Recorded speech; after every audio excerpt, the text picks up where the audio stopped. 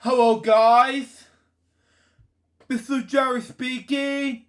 Welcome to LJPCBM episode number 544, and today we're reacting to Purple Roads episode 29, Josh Martin, the actor with Barney and Dragon Ball Z, and we're What's going on? Okay, never mind. We're gonna react to this beginning in 5, 4, 3, 2, 1, go.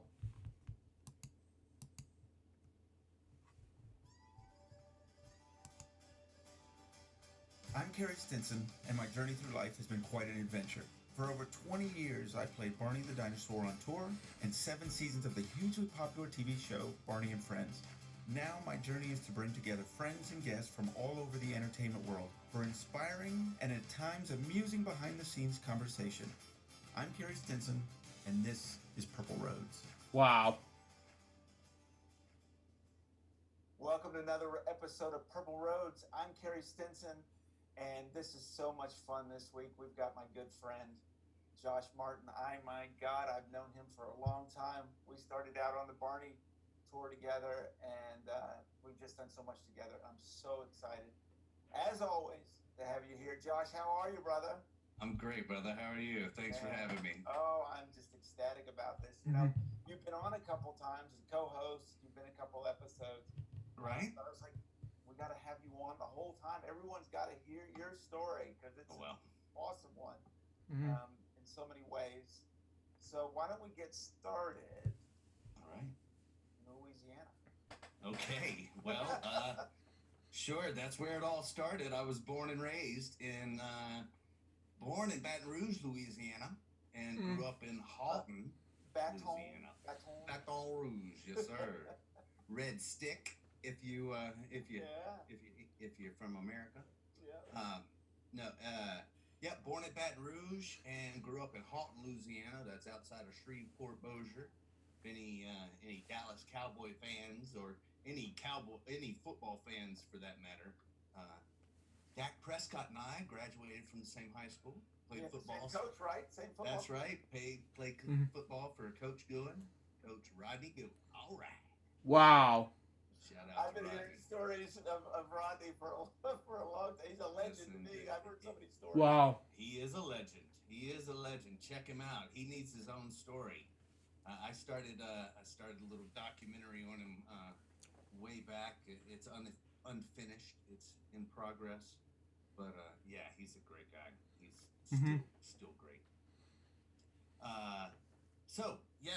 Louisiana. I grew up in Houghton, and I kind of was always into acting and into voices even, and just being silly, being a character. And so when I played one semester of soccer at LSUS, and after that, and paying for my own college, I decided, you know what?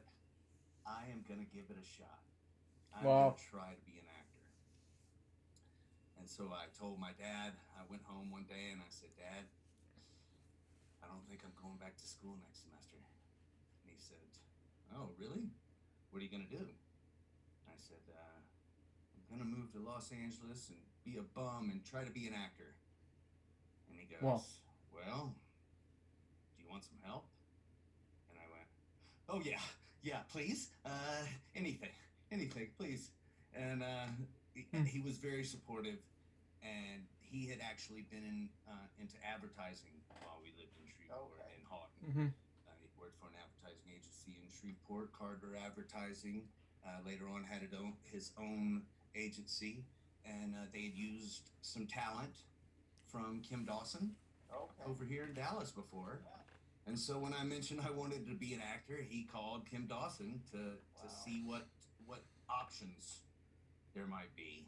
And I tell the story that he asked if they would represent me, and after they stopped laughing, they suggested I come to their school and learn to act first. And I did need to. I had a lot to learn. Everything that I had done was really just mimicking just stuff that I picked up watching television and movies and other things like that. So, it's such an important part, Josh, of all of this. I had a supportive father. That I think supportive parents is so yes. important to be in this industry, but it's just so dang hard. Yeah, and then the boldness, from you to go from Houghton, Louisiana, to Dallas, Texas, and Kim Dawson in this town is very well known. Yes. So I think that's absolutely. fascinating. And then so you started taking classes there. So I came to KD Studio in January of 1994. Wow. Just barely a year, not even a year, 9 months actually since I graduated high school, and wow, I was I was in for a rude, not necessarily rude, but a wide awakening, should I say? This old country boy, this old hayseed from Louisiana had a lot to learn. And, wow. I got to see a lot and experience a lot and learn a lot of great stuff and from a lot of great teachers at school and a lot of great friends that are still friends to this day that I established both working and personal friendships with. So it was really great. And along the way, while I was at acting school, I did comedy troupes with a friend, Chris Raker, who I performed with on Dragon Ball Z. Wow. Yeah, that plays Mr. Satan. Mr. Satan, yes. And we had both you guys on with Carey Edwards. Yes, you did. Yeah. So everyone check that out. Please do. Yeah, which I did on LJPCBM before. Continue on. And so right after I graduated from KD in January of 1996, I got my first audition for the Purple One, Barney, the world tour. Now, did you know at the time how big that purple dinosaur was? I did not. I did not. I had a fringe idea. I was aware that he was a phenomenon. Right. But it wasn't really on my radar, so I didn't even think about it, really, to tell you the truth. I didn't give it a second thought until I got involved with it, honestly, and I was right in the middle of it, and there was no getting around it. Yeah, because this was 1995, 96. Yes, 96. When Barney was really big. I'd been with him for 5 years at that point. Wow. And I think you and I also have this in common, which is you'd never been in a costume before. I had not to that level. I had worn, oddly enough, while I was at KD Studio, there was a promotional event for a bottled water company called, they're not around anymore, called Valver. It was a French company, and their mascot was a cat. Okay. And me and my friend Rory Scholl, shout out to Rory Scholl, they needed someone to wear this costume. And so, I didn't consider it costume work because all I did was put on a pair of pajamas with a head and walk around outside. Really, I mean, as far as I was concerned, especially compared to what I know it takes to make the man happen. So yeah, I don't consider myself to have ever been a costume performer before. I was always into puppets though, from very little. When I always loved the Muppets, I always loved Sesame Street. Wow. And at my grandparents' church in Monroe, Louisiana, they had a puppet department. In the children's department, they had a puppet. They had puppets. Wow. And they told this story at my grandmother's funeral, actually. Lady was still there, and she said, "You just love those puppets." And I was only about 3 or 4, and it was for, like, the teen. That was what I mean, apparently I just wore her out. And wouldn't let it go until she let me in there to play with the puppets. And they would let me come in and do little silly things with the program. But Mhm. yeah, I was always interested in how that happened, and it was great entertainment to me to begin with. Wow. So, and I'm guessing your improv skills really helped you with this. Yes, yes, without a doubt. Every, it helped. It helped both in the auditioning phase, um, because the first audition was to jump around as if you were in costume, but Okay. without the costume, uh, and as And if had you watched videos? Had you watched anything to kind of prepare yourself? No, Not at all. no, I had no Wow. idea. Like, Wow. this was literally, I'll tell on myself after this a second, but Sure. it was just to jump around to an imaginary audience of parents and kids to the Barney theme song, to the Wow. opening theme Wow. song. Yeah. Barney is a dinosaur, that part, Yeah. and just the instrumental. And I believe, I could be wrong, but I want to remember that they had the audience on the DAT tape. Okay. And speaking of puppets, right before I went into the audition, for whatever reason, Jim Henson's Mana came over. It came in Wow. my head, Yeah. and it put this giant grin on my face. Because who doesn't know that song? And for the ones that don't know that, explain it. Mana by Jim Henson. It was a classic bit on Sesame Street and the Muppet Show. And the Muppet Show. I believe it started on the Muppet Show. They showed it on Sesame Street as well sometimes. It also starred on Ed Sullivan's Show in 1969. Oh, excuse me, 1969. Excuse me. Continue on. You don't know that? Check it out. Mahna. Mana. Wow. And yeah, it put this smile on my face, and sure enough, it was pretty easy to jump around and be silly for a minute. And I thought, back to telling on myself, when I was told about the audition, I looked at Sherry Taylor, who was at Katie's studio, who had paged me to tell me about the audition. I didn't have an agent yet. And we were doing pages back then. Yes, she gave me a page, and we didn't have. I was living with Chris Rager, by the way, and we didn't have a phone, and so I had to walk up to the 7-Eleven and use the payphone. And so I did, and she said, "Can you come up to school?" And I went, "Sure." All right, come see me. So I got up there, and she said, "I have this audition for you," and I was like, "Oh, okay, sweet." It's for Barney, and I went, What? Goes, "What do you mean?" I said, "I don't want to do that." She said, "Why not?" I said, "I'm not even 21 yet." I wasn't. I was fixing to be 21. Wow. Not even 21 yet. I said, "And you've seen our comedy show. Yeah. I don't think that I'm their number one candidate." Right. And for context, we did blue comedy, college humor, adult humor. Right. So I really didn't think that I had any place being involved with Barney, with what little I knew of it. Wow.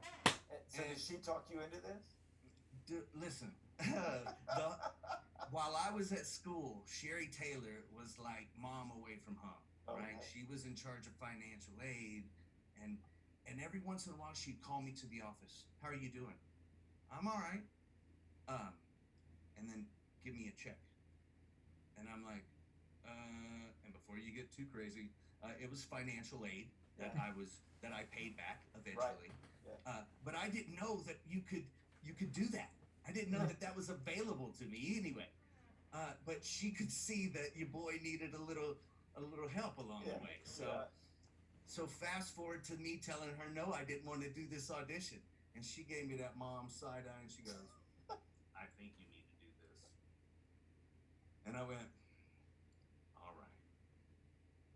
And so she called up Lynn Ambrose, arranged the audition, and I thought, you know what? I went to school. I finally graduated this 15-month program that, telling on myself again, took me 24 months. Had a lot of growing up to do, ladies and gentlemen. students. But you graduated, and that's but I didn't more part of stop, that story. and that's the point. Yeah, exactly. Yeah. Never stop. Always keep going. Right. So I said, okay, this is what I went to school for. I'm gonna go and do this, and get this over with, and move on to some real auditions. Wow. And so, boom, I finished with that.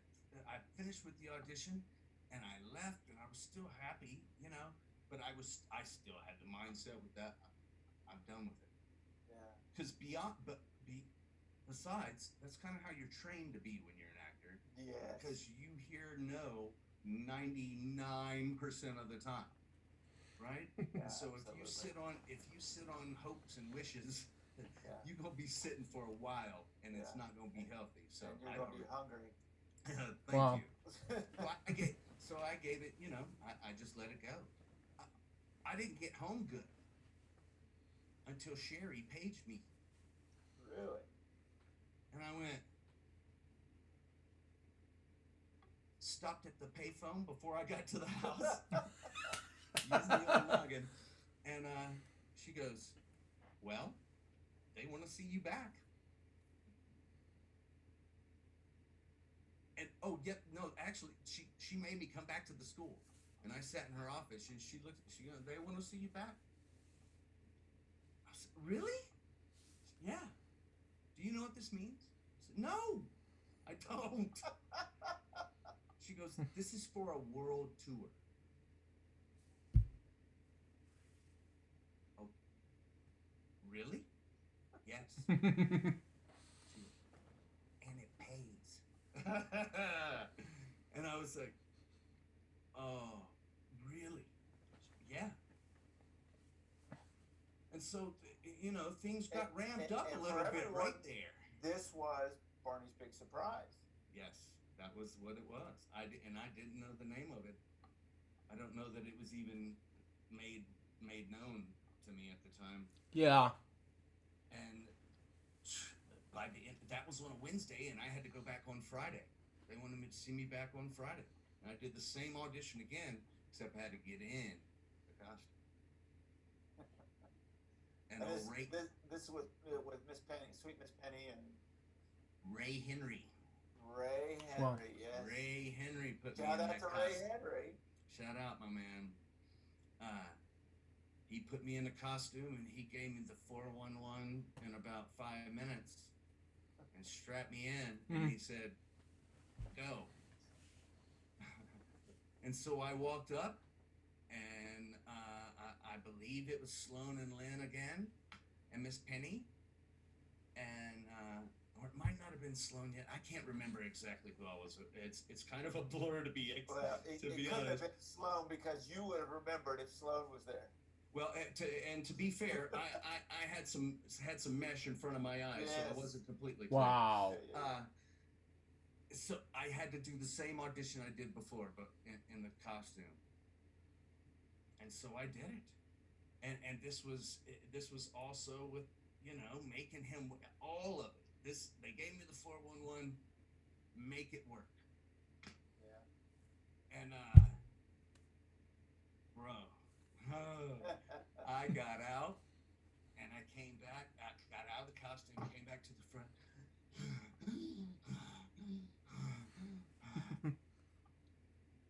Well, how are you feeling? I feel good. I'm great. Okay, well, thank you. And I left, and I thought, oh well, I did my best. Here we go. Next. And on Monday, I got another page. And this was Sherry telling me, all right, well, it's down to you and 3 professional dancers. But they want you to lose 10 pounds and get in shape. Wow. Oh, and learn this choreography. And so, boom! They gave me Radio City. Oh, they did. That performance in Radio City. Radio City Live. Yes, and told me to learn that. The assignment was to learn that first, the intro, the opening, and then the curtain opens, Happy as You Know It. Yeah. And then I remember that, goodness. And so I rode my bike from Inwood and Lemon to Motor or Medical Center in 35. I shouldn't have done it then. Try doing it now.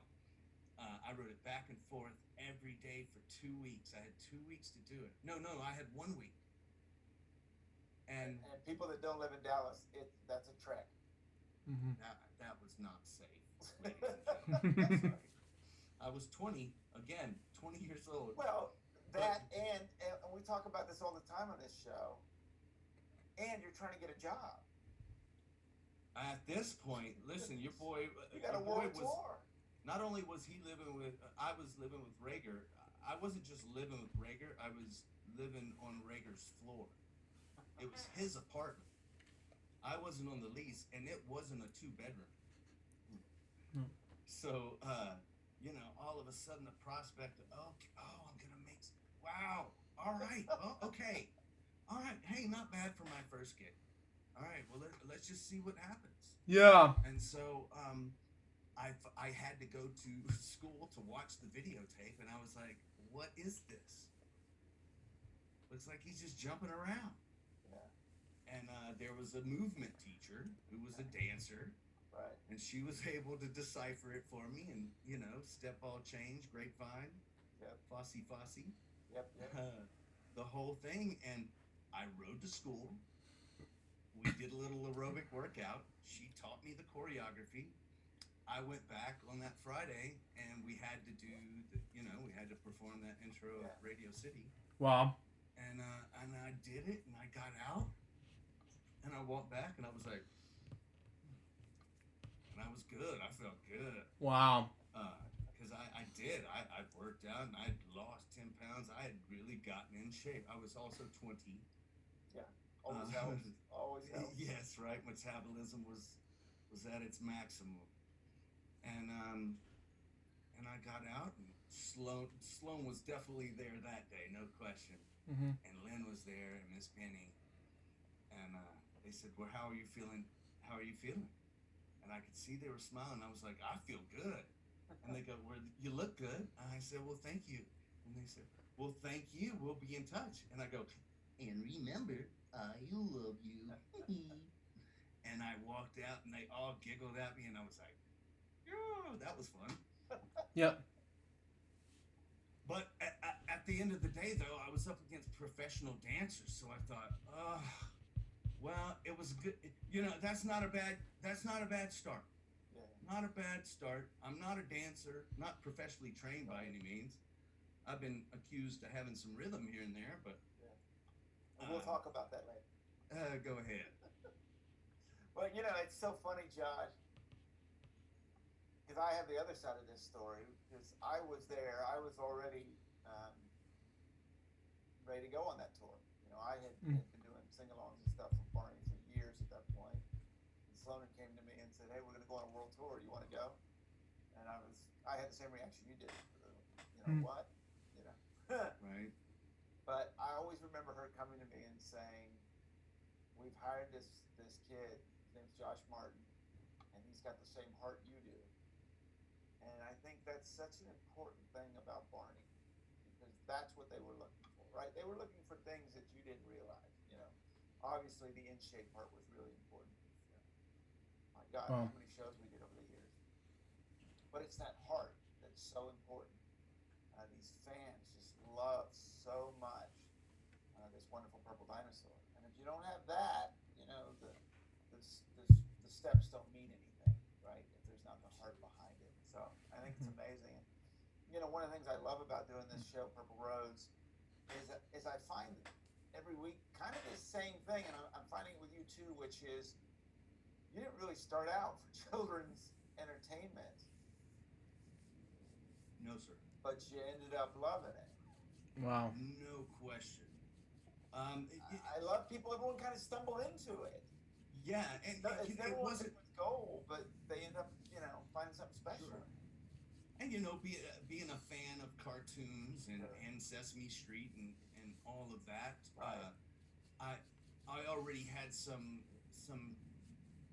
some experience with it, and not necessarily I didn't want to be in it, Sure. but it wasn't like, okay, I'm gonna go to Dallas and be an actor and get into children's entertainment, Right. Right. or even Mhm. and maybe I'll get into children's entertainment. Right. No, it was, as a matter of fact, before I moved from Houghton and went and interviewed to the school, Right. I thought there was only two ways to be an actor: Right. famous or poor. Yeah. And to be honest, there's not much difference these days, ladies and gentlemen. No kidding.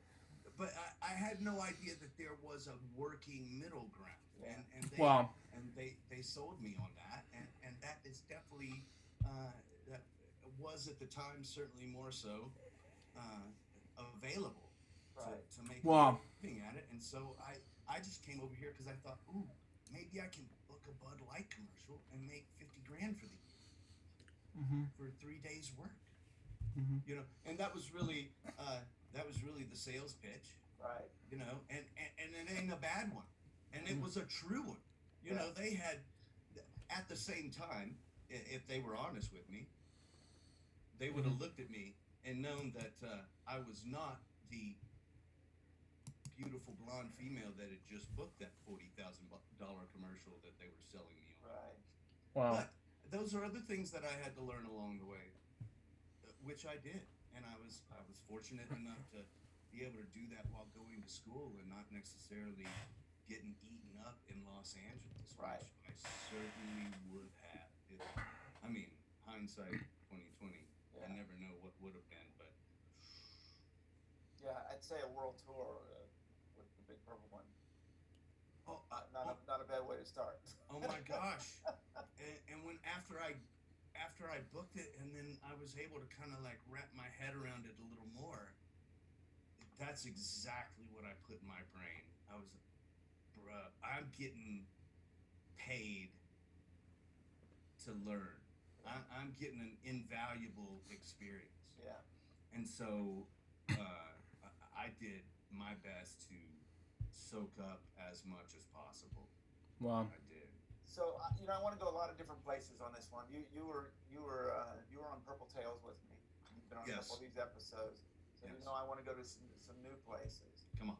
But I want to start here. We have so many people that watch this show that want to get into this type of entertainment. That want to be puppeteers. That want to be actors, and they're learning the process of no and all of those things. Mhm. So, do you mind giving them a little bit of advice? Well, I don't mind at all. I'd be happy to. I would say follow your heart. It sounds cliche, but it is the truth. Don't do it because you think it would be cool. You make a lot of money. Right. You get fame. All that. Don't do it for the right reasons, and that will propel you in the right directions. I just wanted to be an actor. Yeah. And so I propelled myself into that direction of being an actor. And along the way, I saw different opportunities to continue to be involved in that. And fortunately, I've been able to continue to stay in acting. It has not been easy. Right. It continues to not be easy. Never mind the obvious. Yeah. But for me at least, I'm not that guy that people clamor Yeah. to hire. I just Wow. ain't that guy for whatever reason. I do my best, and it's all good. I ain't worried about it. Right. But that's just how it goes. And that's an important part, right? The not worrying about it. Just throwing your creativity out there. You got to. Yeah. You have to. Mhm. I mean, they already have plenty of everyone else that they're already hiring. Sure. At some point, I'm just hoping that they're gonna need Josh. Well, there can't be anybody else, and so they gotta have me. Well, I've been laughing during this whole crazy time that we are going through in this world with COVID. Yeah. Man, you're putting out something. There's a video, there's a song, there's a chat, there's something. Your creativity and your need to throw it out to the world. You talking about me? I'm talking about you. It's pretty intense. I can't help it.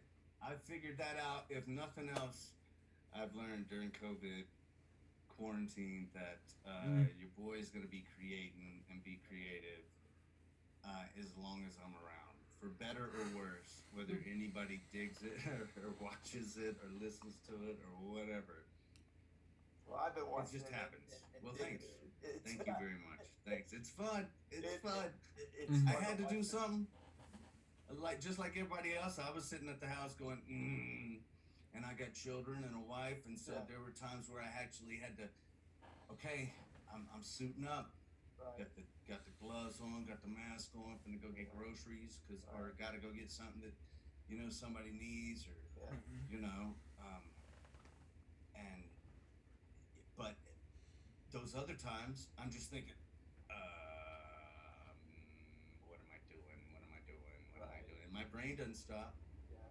My brain doesn't stop, and so eventually, my body has to follow suit. So I wound up getting up and making a dance party in my closet. I know, my gosh, I was laughing my head off with that thing.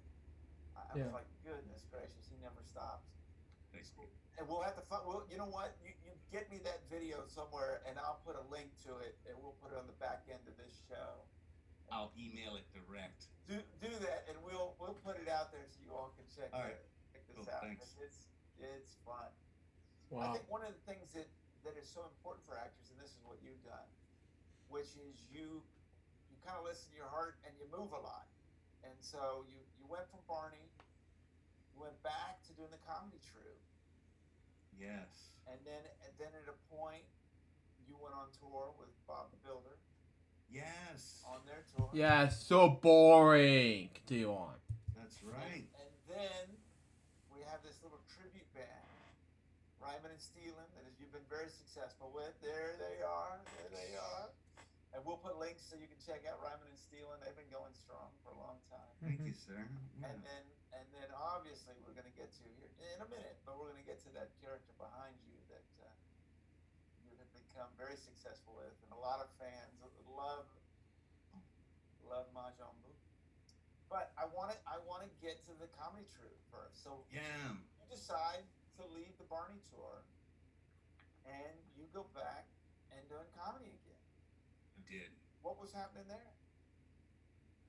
Wow. Well, and after Barney's big surprise, like I mentioned earlier, I did my best to soak up as much information and experience as possible, and I did.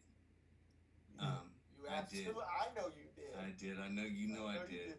Yeah, I laugh on this show. I've had Barry Pearl on. We just had Harold on, and they all kind of talk about you and what you were doing out there, and you jumping in. You went on both sides, working with the cast and the crew. You jumped in and learned that aspect of it, which I think is fascinating. But Katie was my only formal acting training, and that was a cram course in television, film, theater, and all of it. Right? And whereas people like Pearl and other guys, they've been in great drama programs for a long time, or graduated from a university, and and a lot of this stuff that I was learning was new. Just from a theater, a stage aspect. Some of it wasn't because of the comedy troupe. While going to school, we were all young and hungry and ready for that agent and ready to work. And all the agents said, well, as soon as you get some work, we'd love to talk to you about representation. Yeah. Very true. Very true. It happens to all of us. Well, how are we going to get work without representation?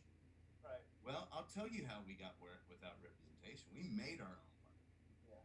Me, Chris Rager, Mark Orvik, Mike McFarlane from Dragon Ball Z, Yeah. Chad Klein, Jim Kinzer, tons of, many other people along the way. But those are like the core people that wound up, you know, sticking it out from way back in '95.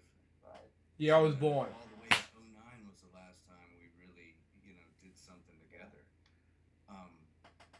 But the point is we all had the same like senses of humor. Yeah.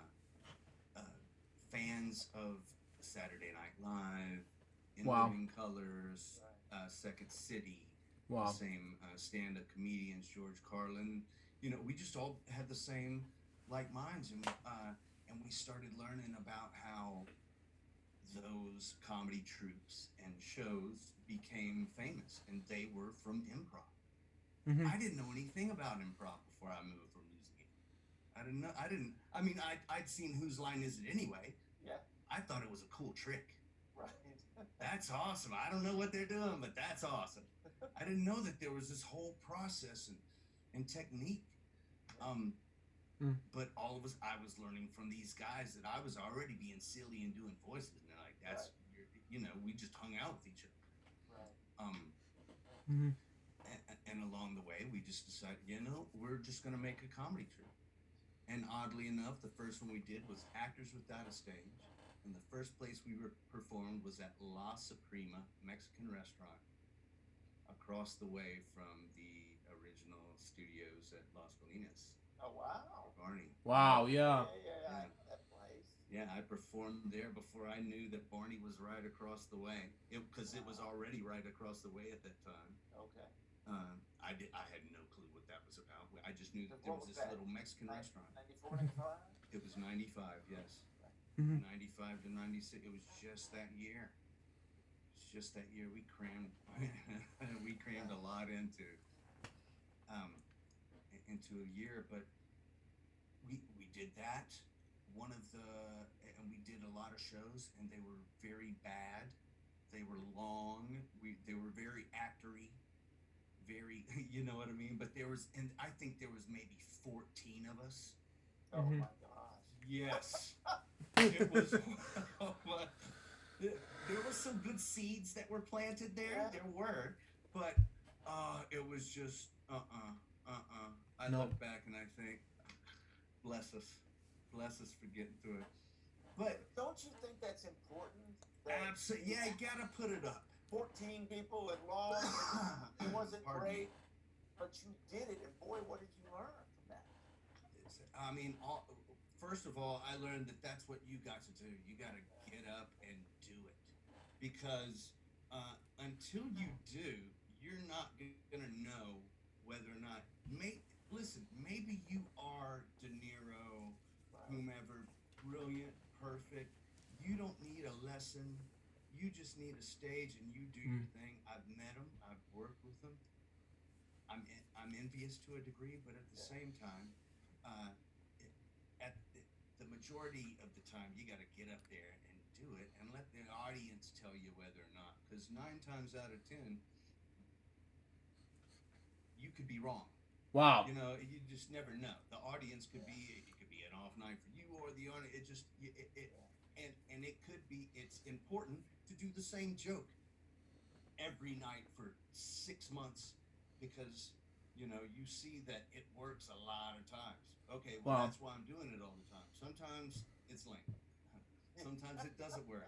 Sometimes I'm having an off night. Sometimes it's raining and everybody's mad, or Wow. whatever the case may be. But you gotta do it, Right. and it also helps when you bomb. It doesn't hurt so much. Yeah. Those boo-boos ain't so bad anymore. Yeah. It's a little easier. And more importantly, though, the more you do it, the better you get. The better choices you make. You find out what doesn't work. Well, maybe we won't do that again. Mm-hmm.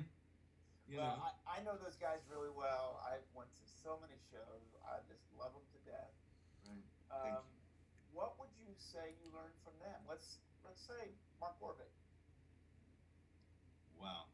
This Mark. is one of the funniest people I've ever met. Any questions? Yeah. That's it. Yeah, one of the funniest, quickest. I don't think you can't bottle that. Like I was saying, some people don't need a lesson or anything. Yeah. He's almost anti-lesson. Yeah. I've been with him in class settings, and not, yeah. I mean, much love to you, Mark. Yeah, he'll tell you. Man. But just funny. If I have to come up with something outlandish, I channel my inner Orvik and I just let my mouth have verbal, right. freedom. Right. Freedom. Yes. So and then yeah. You got Chad Klein. Chad, man, he also. Chad is one. Yeah, I think maybe one of the best technical improvisers in the business. Wow. Yeah, and a longtime friend. He's one of the first people I met in Dallas, Texas. He was really? in the first. Wow. He was in my class when I started KD in 1994. Yes. Wow. This is easy. McFarlane, wow, musical genius, and responsible. He's got a crazy dark sense of humor. Opened my eyes to a different way of thinking. Love that, Yeah, it always looks like his mind is always working. Oh yes, no question, no question. Just brilliant, super smart, great musician. Accomplished director and voice actor, and he got me and Rager into Dragon Ball Z. Wow. Obviously, you got to talk about Chris Rager, yes, and Chris Rager. I met Chris Rager. We were in the same class when I came back to KD's studio for my pickup session, shall we say. I had some growing up to do and learning how to stay on time and be responsible, and that you can't miss a lot of class. You got to go. Yeah. And you got to participate and do. Even at acting school, they need you to do that. And when you're on your own, you don't have mom and dad to wake you up, and right. and all that stuff. And so I had to take a break. And when I came back, there was Chris Rager, and that's when we kind of all. I knew Chad before. Yeah. Then we met. We got together with Rager. Rager had worked with Orvik at the Galleria Mall before any of us had met together, right? And so we were all randomly at a party before the first day of school when I met Rager, when I went back. And from then on, it was like we're gonna do a comedy troupe. We're gonna do this, and so we did. And over time, it just got better and better. Another thing that I learned too, doing the show and then going on tour, we did it all ourselves. Yeah. A lot of stuff we had to invent. We had to just be creative because we didn't have a backdrop. There was no proscenium. There was no. We barely had 4 cans hanging from the ceiling. You know what I mean? Yeah. And I think that you came to a lot of those shows. So I knew what it took to do that on a shoestring, if not your mom's shoestring budget. And all of a sudden, I was on the Barney tour. Wow. And that was a budget, Not only with that a budget, but you had all the prime premier equipment and the premier people to teach you how to do it. And I never will forget sitting in that arena. I don't remember which one it was, but I was just so enthralled with seeing how everything went up and then came back down. I hadn't been able to really go to a load-in because of hospital visits up to that point. We were done. I don't think we didn't have to leave early or whatever it was. We hadn't gotten the buses yet. We were still flying. And I was sitting in the arena. And the roadies were like, "What are you doing?" Oh my. I thought, oh God, I knew I was going to get busted. And I was like, I'm sorry, I'm not supposed to be here. And they're like, you should be down here helping. And I went, can I? I don't see why not. So boom, I jumped around. I went out, and they were like, grab that, move. And I didn't stop since then. No? After that, I was just like, oh, that was fun. It was So you went to the College of Jake Berry? Yes, sir. Yes, sir. Yes, sir. I had Dean Hale, Dean Behrens, Dean Goldstein, Anderson, Willie. Yeah. Shout out to Willie. Yeah. Rest in peace. You know, all the I got to learn from all those guys about how it works, because I got to see what I got to see was that no matter even if we weren't on the tour and we were the Stones or Aerosmith or whatever, right, that stuff's got to get up and down into the next city, and these are the guys that do it.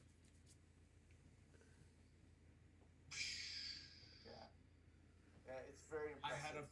You know how we went to all these places all over the world, and I looked at the Grand Canyon in the book, and I looked at all these places in the book. Oh, that's nice. Whatever. Wow. Right? Yeah. It's real. Now all of a sudden, the time-lapse video at the beginning of a Motley Crue music video, and then again at the end, all of a sudden, I mean, I'm seeing in slow motion, and I'm right in the middle of it. It was so fun. Wow. So fun. So you get a phone call from Miss Coleman once again, and this time she wants to take you out on Bob the Builder, which is boring. Continue on. Anyone that ever got to see that show was pretty elaborate with these trucks. Yes. So they actually created Bob the Builder's trucks and took these suckers on the road. What was that experience like? I mean, she obviously knew you and knew your abilities and knew all, you'd obviously put together all your skills to be able to do this. What in the world was that experience like, to be driving a truck? You've gone from a costume now to a truck. I mean, a truck. Well, first, shout out to you and Harold, because without the two of you coming to the Section 8 show the night before the audition, I wouldn't have known about the audition, and I wouldn't have shown up to the audition. So I did, and these trucks were built on forklift chassis. Yeah. Actually, reversed forklift chassis. So normally the steering wheel is in the back of a forklift. Yeah. They put them on the front. And I had a couple of gear shifts. I had one to make it move, another one to make the mouth go up straight and frown. I could make him stand up on his front wheels. That was just kind of like an illusion. Just the body on hydraulics would lift up, and the blackness of behind the legs looked like it was going up. The scoop, I was Scoop. I drove Scoop. It actually worked. I had to carry. What did I carry? The kite, I think it was. And I had to drive that around. It was great. It was super, super fun. It was amazing. I got paid to drive a giant toy. What? Absolutely, yes. And I remember for the audition, I didn't know what I was doing. You know what I mean? Again, no one did. Right. No one did, though, because it hadn't been. This is a brand new technology anyway. Right, they've never done anything like this. There was a tutorial, of course, but so I did my best to drive it around with some kind of control which was horrible. Yeah. But as soon as I came back, I made it stand up. Oh, and I did. There was like this toggle switch that you could make the mouth, that you made the mouth do. So I just cranked that, and this other one made the eyes. The eyes on him would roll, and I just, and so his eyes would just, and I got Sloan laughing, and I thought to myself, Yeah, and that's an important part. I'm glad you said that. You had known Sloan, but that didn't mean you got the job, right? No, you still got to go in and audition, and you've still got to wow her over. She's going to love you no matter what, but she's got to make sure. This is a huge investment. You got to make sure you got the right performer. And with my experience with the costume, I realized that you got to make this thing big. Yeah. For not only children, but because you're in an arena. Right. You gotta, I'm sure there were times when I was just supposed to make his eyes go, Right. And I know that probably 80% of the crowd didn't see it. Yeah. But that was the gig. Right. But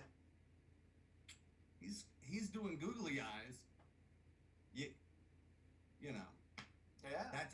That's a big choice. Back to improv. Improv's all about big positive choices, and that's a big positive choice. Had Sloan not liked that, Josh, too much with the eyes, Right. And I'd have known. Listen, speaking of Sloan, on rehearsal, your boy was blowing it. I couldn't control it. I couldn't make it turn at the right time. I couldn't hit my mark right. Right. And they were getting frustrated with me, and I was getting frustrated. And Sloan just goes, "What's the problem? Like, serious?" I go, "I don't know, Sloan. I don't know. I got to figure out how to drive this thing." He's like, "Well, do what you got to do." And everybody went to catering. Wow. And I sat out there and I tried to hit the mark and I couldn't. And then finally I just decided I was going to do it as lightly as possible. I came and I just went, bing, and I went, glided right into place, and I went, oh. So I went and I tried all my other spots, and bang, I knocked it out. Went to catering. I said, "I got it, Sloan." She goes, "Well, good. What was it?" I was like, "Just got to be gentle." Yeah. Just got to be gentle. Still. Well, I'm so glad. And then I went out and I nailed it. And Miss Penny and Sloan, in pure fashion, they didn't go crazy or anything. Good job. Next. All right, that was wrong, and this was wrong, this was wrong. Do this. But that was all I needed. I needed to not be said anything to, because I was used to being the guy that, I don't get notes. I know what I'm doing. Oh no, Josh, you're supposed to go here.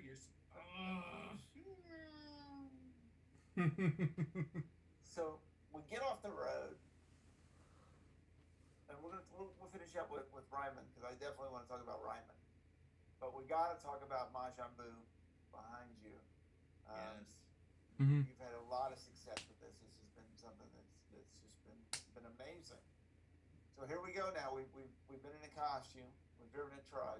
We've done improv, and now voice for a Japanese animated show that is dubbed and done over here in America. What has that experience been like for you? Mind-blowing. Wow. It's just been amazing. It's crazy.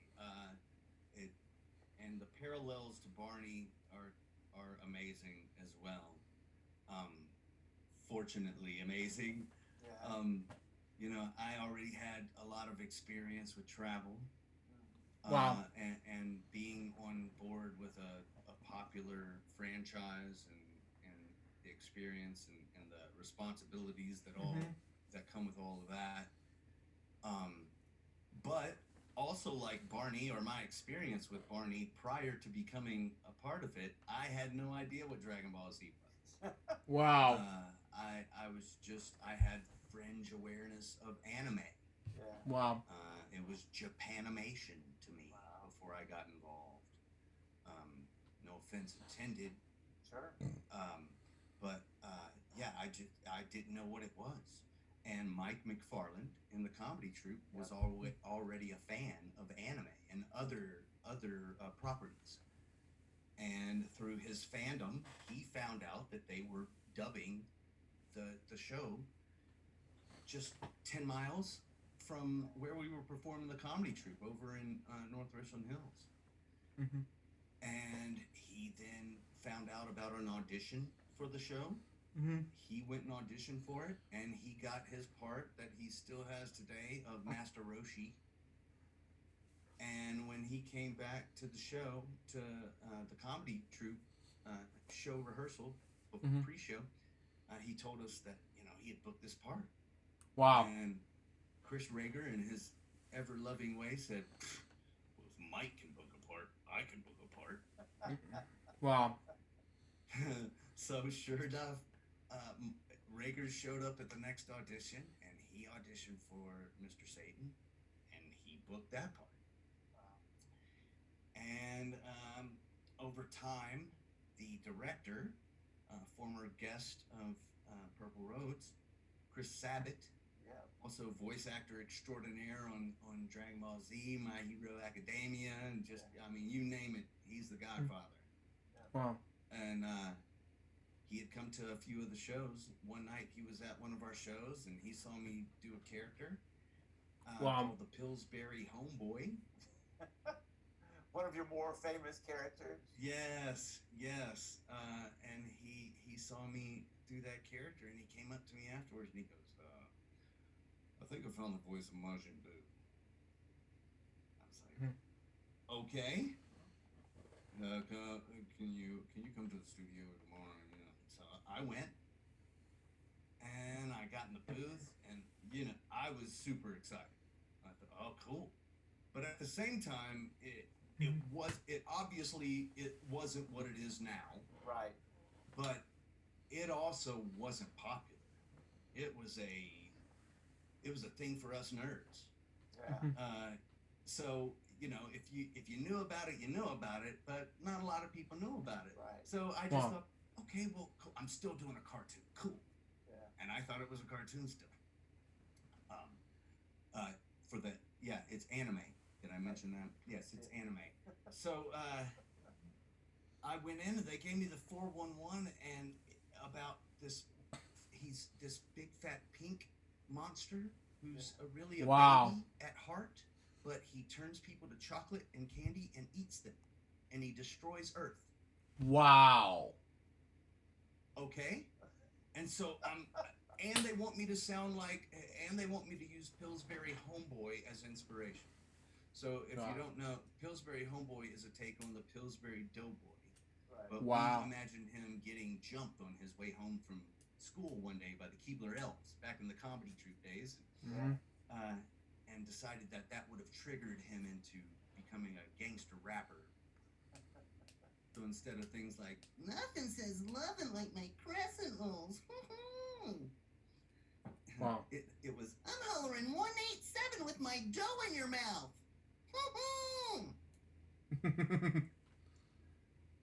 So Sabat saw a cute aspect, but a kind of rude, edgy aspect that he thought would fit great with Majin Buu. And so he told me the 411 on this character, and then when they gave me the script, there were no lines. Wow. All he did was fight scenes and all this other stuff. And I just felt like I was playing catch up for a while. Wow. And then three sessions later, I was convinced that they were going to keep calling me back. And sure enough, 20 years later, they keep calling me back. Yeah. Isn't that funny how all that goes? Super. Yeah, and so you take all that, we got to finish up with Ryman and Steelan, which has just been it's such a fun little project you've been working on. Mm-hmm. Way fun.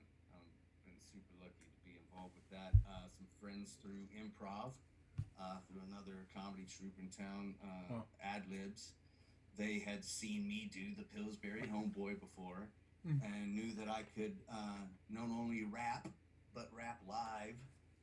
Which I don't do anymore, which I'm a heavy metal fan. Continue on. And in a crazy voice. And that rhythm we've talked about.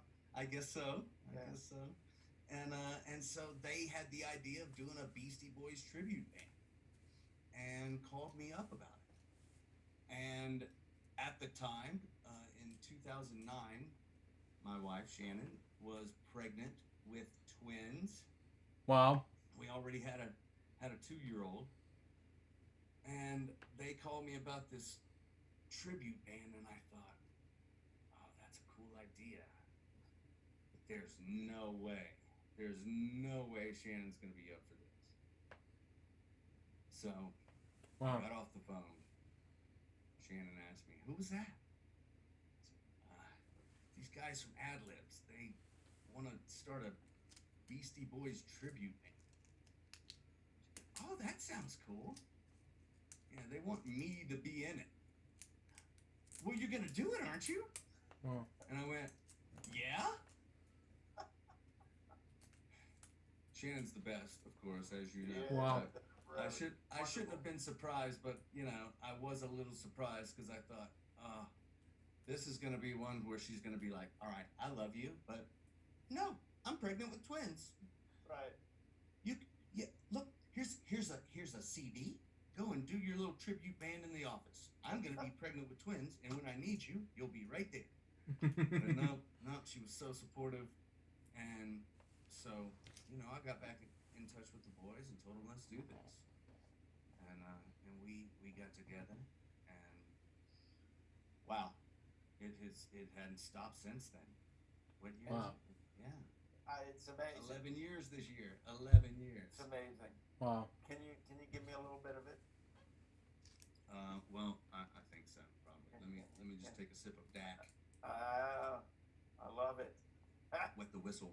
Yeah, absolutely. Let's see. If you can feel what I'm feeling, then it's a musical masterpiece. Hear what I'm dealing with, then that's cool at least. What's running through my mind comes through in my walk. True feelings are shown from the way that I talk. And this is me, y'all. I MC, y'all. My name is MCA, and I still do what I please. And now I like to introduce. I'll pass the mic to C for a fistful of truth. I love it. I love it. I love it. Man, it's just such a pleasure always to talk to you. Pleasure's mine. I think it's, it's important for people to see the twists and the turns and you just never know where it's going to go. And I can't wait to see where it goes next for you. Me either. Who knows? I'm excited. I'm excited. We're working on some stuff. What can I talk about? I just got my fingers in all of it. So, in some music projects, you know most of the things I'm involved in, but some anime projects, some independent projects. Wow. And some other, personal stuff. Wow. Also got my family and friends. So I love it. I love it. I love it. Can't thank you enough. And we're gonna have all these links so you all can check out Mr. Martin. please do. I appreciate it. Yeah, Thank you, brother. Thanks for having me. Thanks for having me. Everybody be well. Absolutely. Thank you so much. Remember to keep your eyes, ears, and your heart open, and you'll find your purple road. I love you all, and we'll see you next week.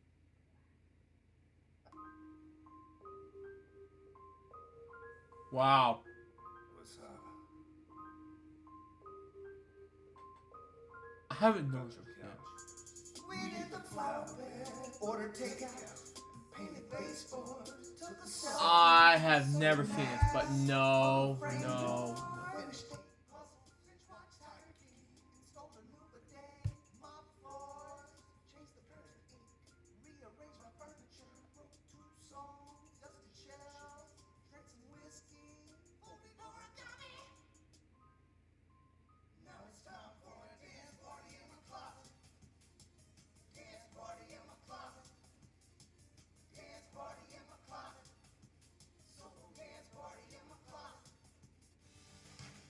So that was Purple Roads, episode 29.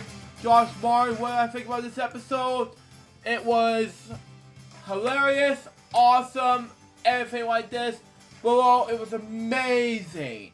Anyways, guys, that will up Purple Roads will be at episode number 544. Hope you enjoy it. Stay tuned for the next one, which is going to be Purple Roads, episode 30. Danelle Vega for Boyfriends, also known as Kim for Boyfriends. Till next time, so Joseph, goodbye, peace out, baby. Get more reactions, guys, very soon. Till then, Joseph out. See ya.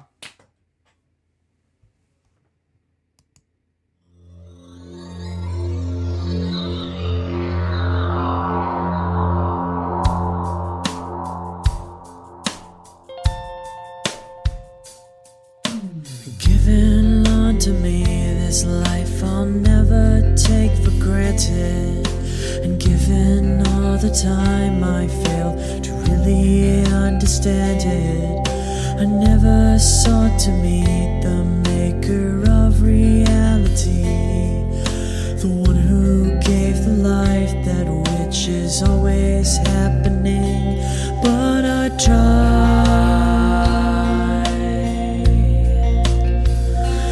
all the time.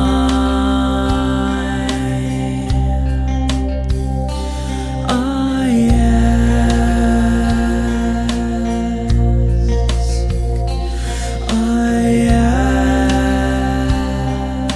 ask, why me? Why was I the one to see things as I do under the moonlight and the sun? Perception is the question, and the giver holds the key.